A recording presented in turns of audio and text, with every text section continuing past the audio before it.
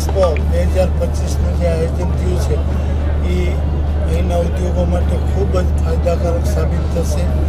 દેશના ઘણા બધા સ્ટેટોમાંથી અહીં આ પ્રદર્શન માટે આ એક્સપોમાં ભાગ લેવા ઉદ્યોગપતિશ્રીઓ આગળ આવ્યા છે. વિદેશમાંથી ડેલિગેટો આવ્યા છે. એટલે આ રીતે રાષ્ટ્રીય અને આંતરરાષ્ટ્રીય ક્ષેત્રે જામનગરના ઉદ્યોગોનો વિકાસને વેગ મળે એ દિશામાં આ એક્સપો ખૂબ જ મદદરૂપ થશે એવું મારું માનવું છે.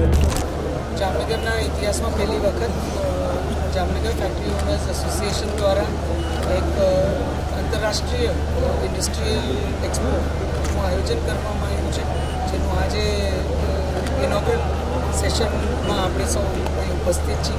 ત્યારે હું જામનગર ફેક્ટરી ઓનર્સ એસોસિએશનના પ્રમુખ ભાઈ શ્રી લાખાભાઈ કેશવાલા અને એમની આખી ટીમ અને સર્વે હોદ્દેદારોને ખૂબ અભિનંદન પાઠવું છું.